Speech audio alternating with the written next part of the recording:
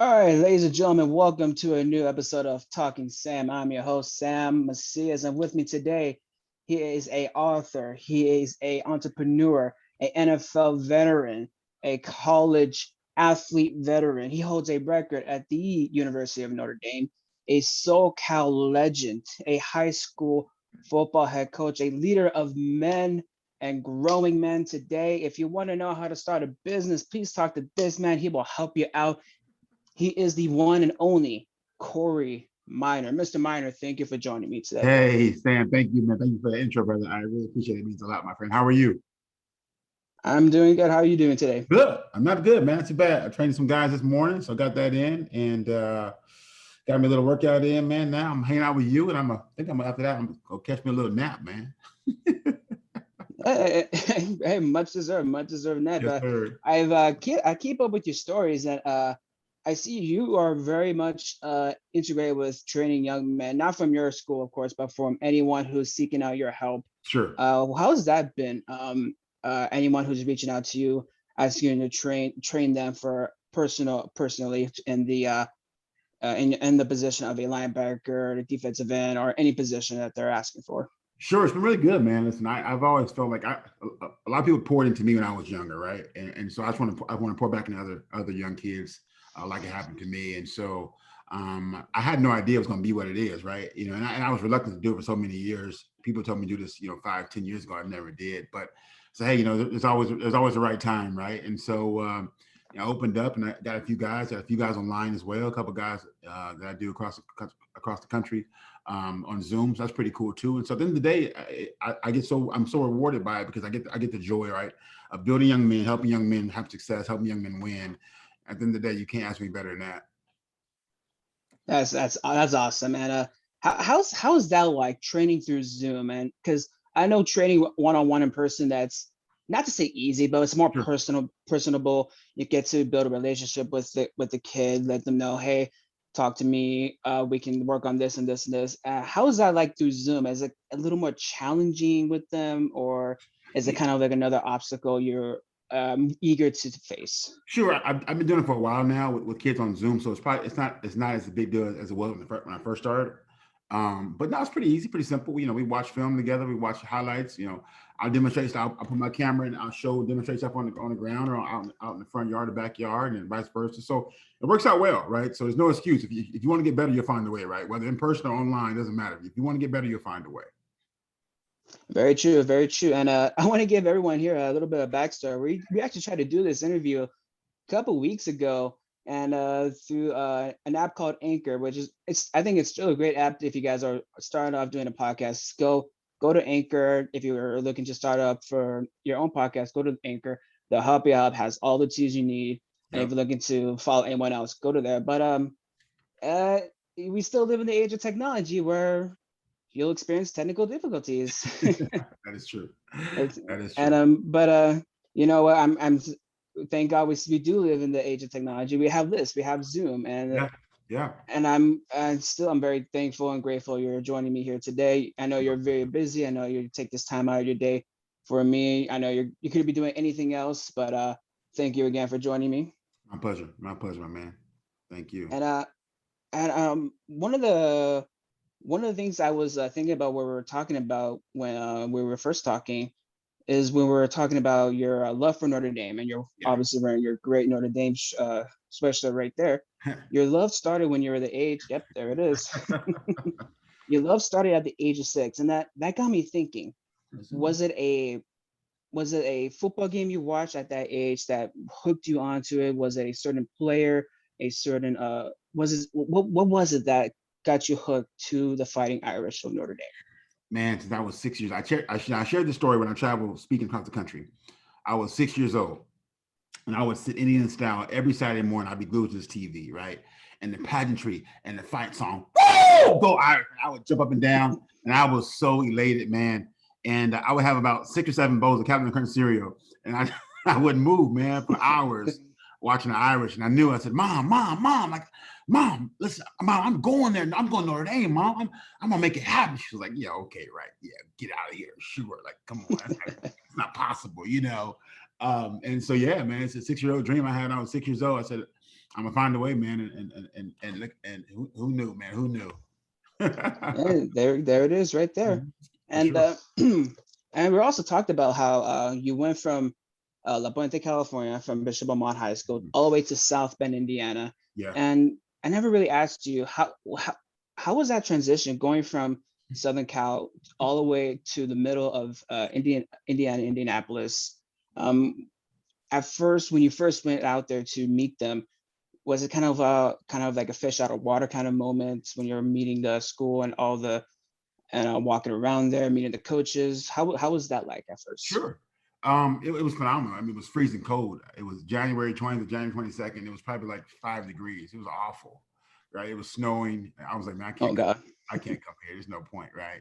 No, no, just we have a whole weekend planned. Don't say that yet. Just bear with us. We'll figure it out. So here's what they did, Sam. Notre Dame was so ingenious, right? They never let me go outside at all. So when I was in the airport, and I was coming out the airport, Hmm. they backed the van door to the airport door. Oh So wow. I walk from inside the airport to in the van, right? Hmm. Tell you it's 5 degrees snowing, right? They know I'm from California. It's not gonna happen, right? So we go to the stadium. We go to it's called the Jackson, the Jack JACC. That's where we had the big dinner at. Okay. Again, again, they pull up to the door, right? So I get out the car, I get out the van, and I get in. I'm in the building. I'm not outside yet. I've been there now 30 minutes. I haven't been outside yet. You know what I mean? And when I got outside, what's happened was the first time I got outside, the guy I was with, my host, his car had a flat tire. So now I'm outside. Now it's 5 degrees. It's snowing, but the guys were so cool that I didn't think anything about it. I was like, man, this is not. I can handle this. The guys were so cool. Ronaldo Wynn, Cliff Stroud, Sean Wooden. Um, Wow. there was another one. I can't remember who else was there. Just they were just so cool, and even though I was a young freshman, was freshman to be, they were good people, man, and they really welcomed me, and I had a great time and loved it. So was that kind of like the ceiling of the deal for you of like, okay, you know what, I'm coming, that's it, it's done deal, or was there anything else that kind of had to convince you to say? Nah, I mean, that was it. I mean, I was all in. I mean, we went to Lou Holtz's house on Sunday morning for breakfast. That was cool, right? Got to meet Lou Holtz in his one-on-one in his office. See all his pictures of memorabilia up on the wall. That was really cool. But I was in, man. I was hooked. I was hooked. I wanted to be a Notre Dame Irishman. I was jacked up, man. It was freezing cold. But it felt right. I felt like it felt right. And obviously today we're talking to you now, repping the Notre Dame swag that you Yeah. got on right I now. got my Very drip, proud. My Notre Dame drip. I'm real drip. Oh yeah, look at Real that! Look at drip, real that! drip. Drip, drip. What are some of the lessons that you took from your days in Notre Dame that you're instilled now to your players, not from your high school and to your personal training? I think the big thing is, man, is compete, right? You got to be okay with competing. You got to be okay with that. You got to be okay with competing. You got to be okay with doing a little bit more, right? Because everybody does just enough, right? Right. You got to Hmm. be able to do a little bit more. You got to love winning as much as you love losing, right? You got to love winning more than you love losing, right? Yeah, and so and again, not you're going to win everything. Not the winning is the byproduct of everything, but when you learn how, when you hate losing so bad, you just find a way to win, right? Right. And some of these life lessons of football go into life, and so leadership, teamwork, love, value, trust. Um, those are all important, attributes in sports and life and football, of course. So I try to use all those type of things with my young men, even with my kids, right? No different with my kids. I have 3 kids, 15, 12, and 11. No different, right? I'm trying to instill the same values and principles, attributes that I give in football to my kids too, and vice versa. Right. Oh, I, I could not say that better myself.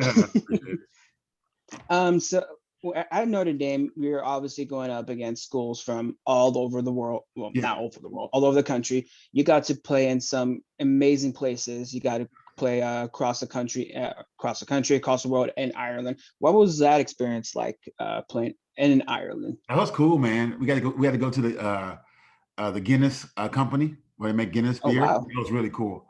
It was great, man.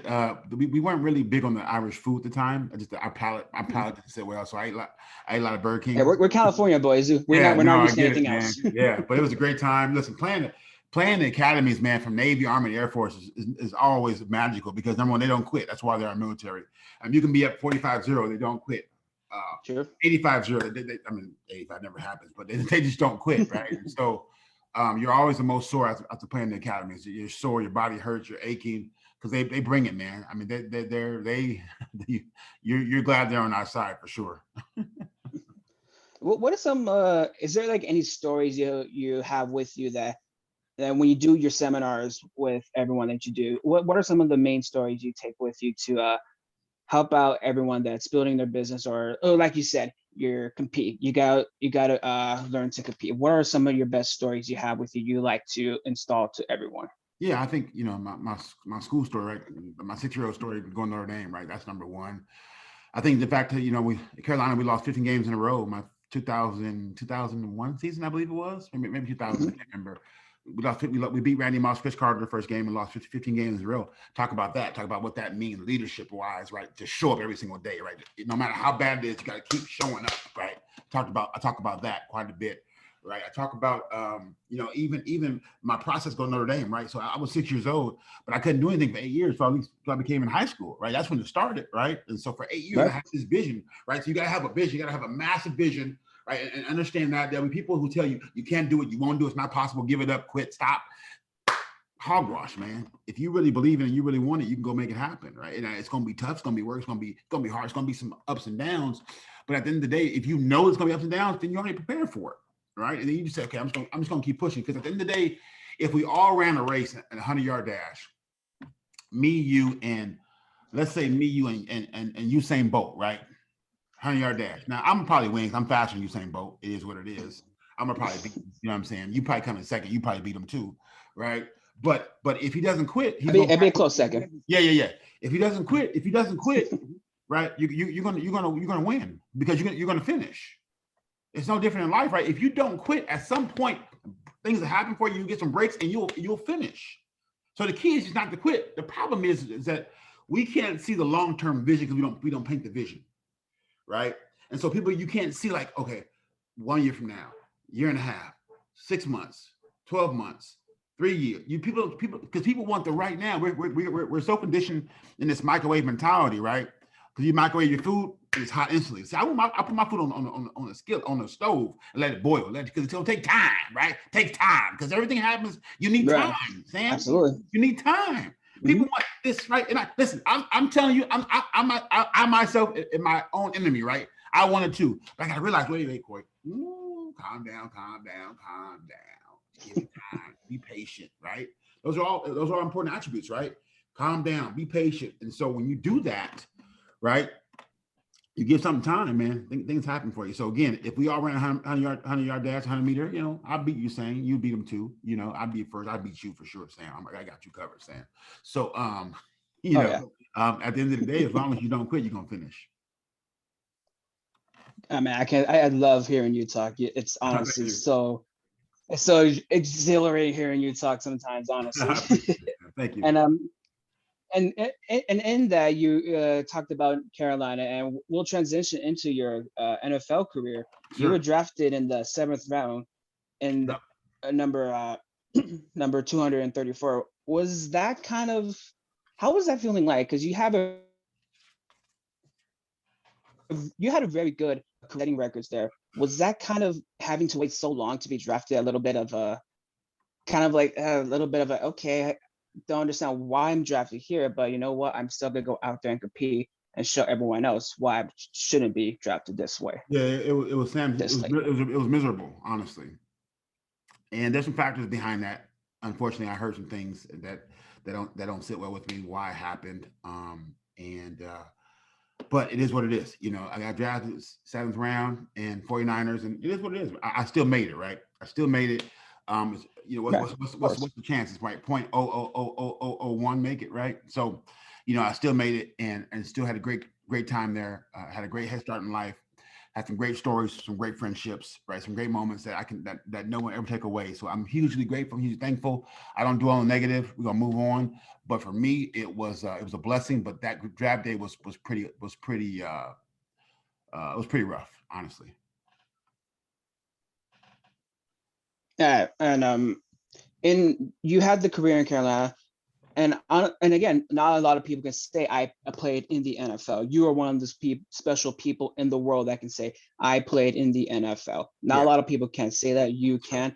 What was some of the experience like in the NFL for you? Oh man, great. Listen, I had first of all, the 49ers drafting me was great because they didn't have to. So I appreciate that, number one. And then I got cut there. And so getting cut just reminded me that, hey, this is the NFL, not for long, right? You don't do your thing right, not for long, right?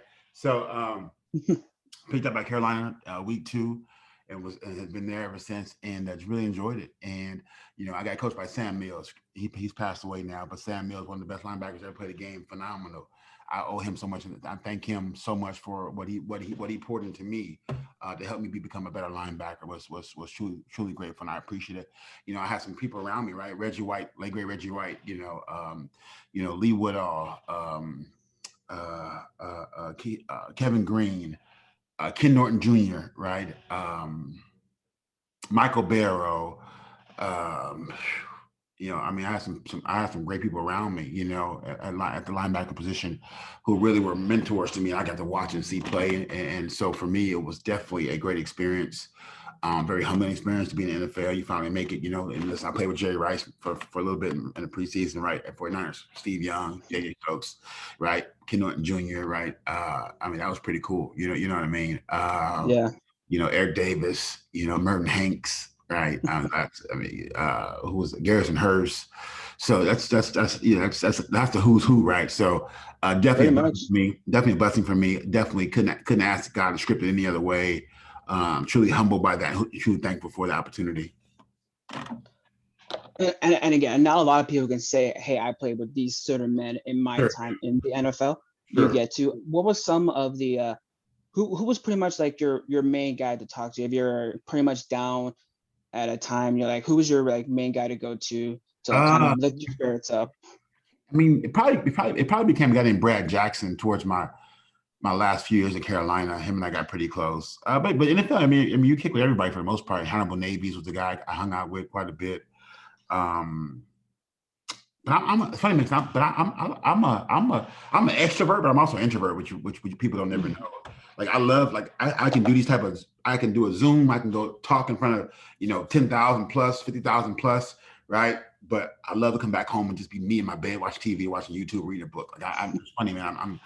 I put some. I think because I put so much energy out there every single day, whether I'm on Instagram and social media, whether I'm at school and I'm with my guys, or I'm doing something at school, whether I'm in a business meeting, whether I'm speaking training, whether I'm with I put so much energy out there because I'm just an energy go guy, a go kind of guy that I just want to unwind, man. I want to unwind. You know, that's, that's my normal nature, believe it or not. Yeah, I think a lot of people are like that, and I'm a little surprised hearing Kory Meyer and introvert in the same sentence. Yeah, yeah. That's funny. That doesn't seem right at all. Now, when your NFL career ended, um, was there a thought in your mind to say, okay, maybe I can try going to another profession in sports? Because you're still an athlete in your prime still. Did you Sure. ever? Because a lot of times nowadays, when someone's career ends, they go to MMA or pro wrestling or another avenue in athleticism. Was that ever in the back of your mind? Maybe I can do that, jump into my MMA, pro wrestling, or anything like that, or was it just what Nope. else is out there for me? Saying when I was No. done, Oh. I'm done, man. I called my agent up.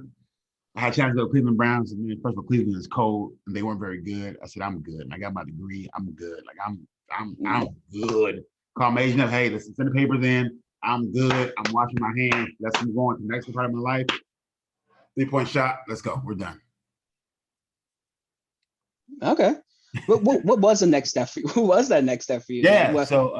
So cool thing about it, the NFL had a program in a company called with a great company, AAA rating company called Northwestern Mutual, life insurance, Oh, annuities, financial planning. And I became a rep. Me and my wife actually, both of us became a rep, and we crushed it, man.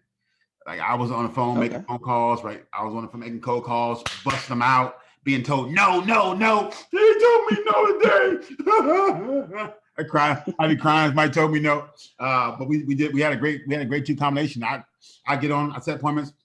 My wife would go and she would close it up. We had a great thing. So that was kind of my next. We did that for about 3.5 years after my NFL days. It's pretty cool. Oh, I never knew that they actually like took care of you guys if you decide to venture on your own Well, in your I own wouldn't say way. I wouldn't say it took care of it. I mean, they had different opportunities for us, and I just did some Okay. research and found out about it and kind of dove in. And it's pretty cool. I mean, we would have done it when we came out to California. We would have done it here, but we moved out to Moreno Valley, and they wanted us to drive to the LA office downtown LA, and I wasn't making that drive every day. No, thank you. So it just didn't work Oh out. God, We'd have done it here. that's almost a 2 hour drive right there, man. Yeah, Oh that's my a hard. God. I wasn't doing that, so we ended up going a different route. But no, Western Mutual, man, it's a great company. I loved it, man, because listen, if you can do sales, you can do anything. If you can do sales and get told no, listen, people don't realize this. I had a list of about 3,000 Notre Dame alumni, right? I'm like, oh man, Oh what? wow. Make these phone calls, they know who I am. I'm gonna sell some insurance. We about to get paid, man. Click, leave me alone. Quit calling me jerk, a-hole, you suck. Don't call me anymore. Boy, I heard it all. Man. Oh my God. So What listen, was you can do sales, but you can do anything. and was that sort of pretty much the catalyst of you uh beginning to own your own chain of Domino's in Southern California as well? It started, yeah. It started kind of bug. So I was working out at a gym called Uptown, Uptown Charlotte Gym, maybe something like that. Anyway, and I met these two people there. I met a lady named Dr. Paula Newsom. I'm sorry, I didn't mean her gym. I met two people. I met Dr. Paula Newsom. She was an African American woman, single mom, eye doctor, had her own practice. She had 98 rental properties and all were rented. And I Oh was like, wow. whoa. Then I met a guy named Bruce Flax. Bruce would sell, I met him at the gym. He would sell insurance companies for 30, $40 million, $30 to $40 million. I was like, whoa. And so I was hooked. Like I was hooked by talking to those two about business, and they want to talk about sports, and so it was perfect fit. And so I wrote a book. I talk about them in my book a lot at the beginning of my book because they really were the catalyst for me to actually start thinking about kind of entrepreneurship and creating wealth and freedom and all that. That's amazing. What's sorry, sorry, I lost my train of thought there.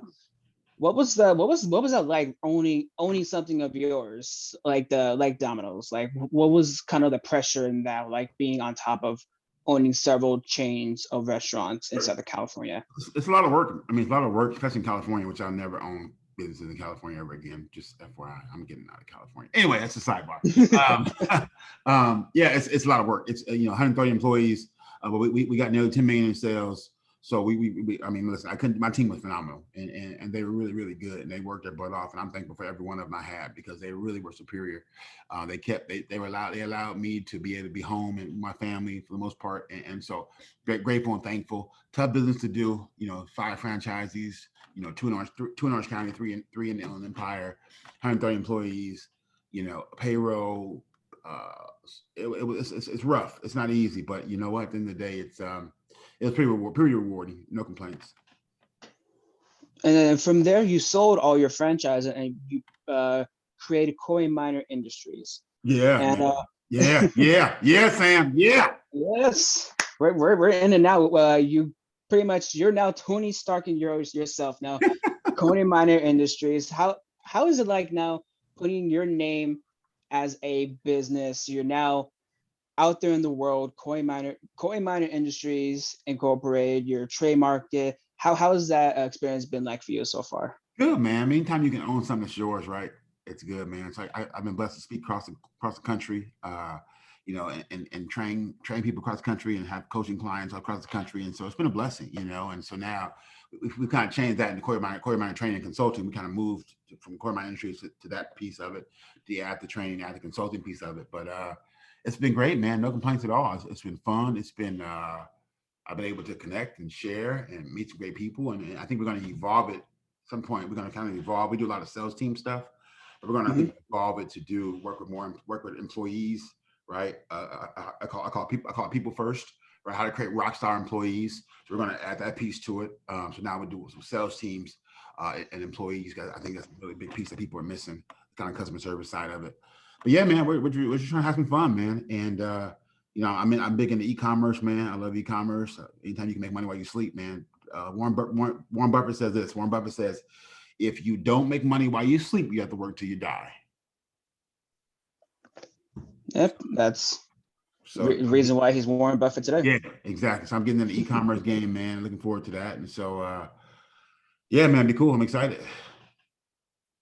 And congrats to all of your success so far. That's amazing. Thank you, sir. I appreciate you. Thank you for wanting me to be here, man. That means more to me. Absolutely. And also, you've written 3 books. You've written 3 books in the span of 4 years. How are you able to do that? That in such a time frame? That sounds like such a tough task to do for others. But just knowing you and just listening to you talk, I can see you just like, I'm just gonna do it. Who's gonna tell me no? Come on. But how was it like for you just knocking these things out in that time frame?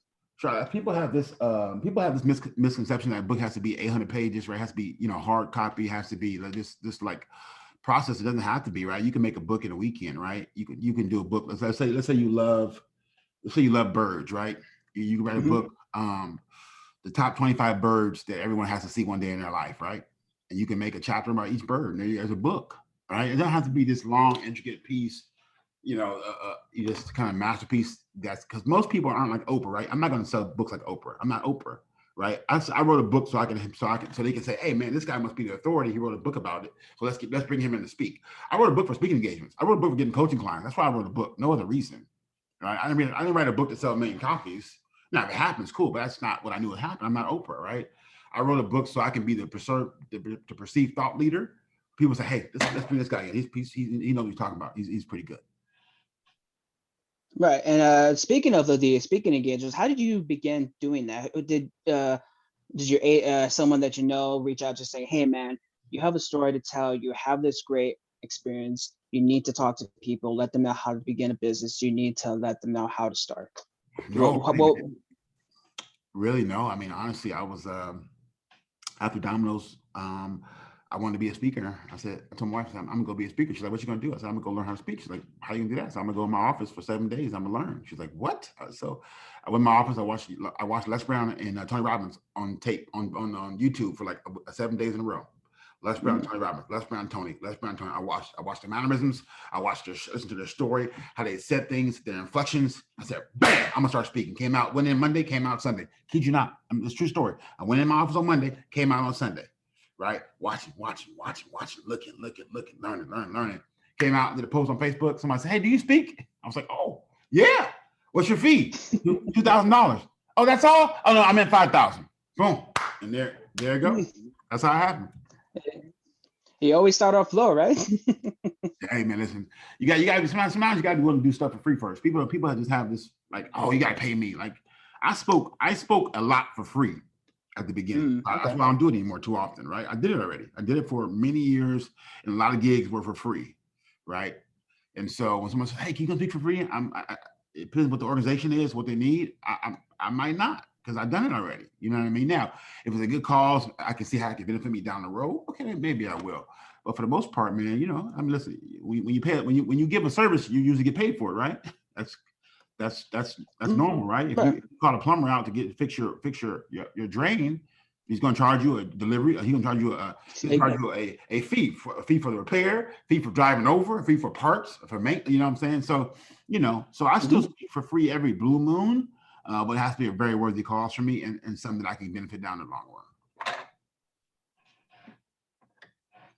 run. And that's honestly great that you still do these speaking engagements. Some that you do ask for a compensation for, but some for free, but for the right cause. Some for something that is worth not only your time, but for the time of others as well. Yeah. I think that is amazing. Sure. And then I want to get into this with you. In 2018, you became the head coach of St. Margaret's. Who reached out to you to become a head coach of a high school football team?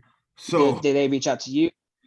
yeah, so our AD there, uh, him and I go way back. His wife was Notre Dame, her brother was Notre Dame, his brother-in-law, and me and my wife was Notre Dame. So we go way back. So known him for many, many years. He's tried to get me out there for many years. I said, no, no, no, I'm not interested. Leave me alone. Don't ask me anymore.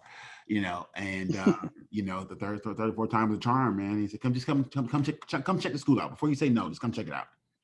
So I went out there, check it out. I said, man, this is a pretty cool school, right? I got to meet some people, and this is cool. And so I came back one day and watched football team practice. And I was like, man, these guys practice, work pretty hard. Kind of cool, man. I kind of enjoy it. And so, long story short, man, I'm now going on year 5, man. It's crazy.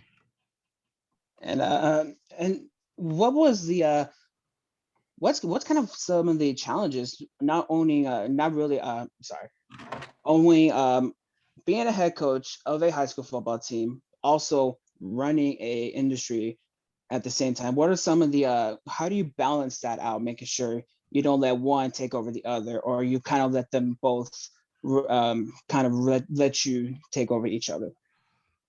So I had an amazing assistant. She just passed away in January. Um, uh, had her for 8 years. I'm sorry for your Oh, loss, sir. thank you, Sam. Appreciate it. I had her for 8 years, man, and she was absolutely phenomenal. And I can't even tell you how amazing she was and what she did for me and my business. And so everything, I'm besides my family, she's the big reason why I'm here where I'm at today, because she was just so instrumental in helping me create systems and getting things done.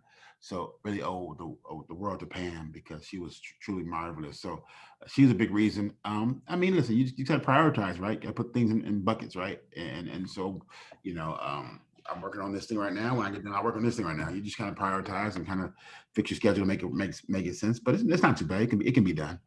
There's people doing worse off than me. So as far as schedule wise, much busier than I am. Mm. No, last year we were pretty much the whole world faced something none of us thought we expected. The pandemic pretty much hit us in ways we never thought it would. How did you yourself tackle that, from not only your business wise, but as a coach wise? How did you help your players? How did you help everyone else involved?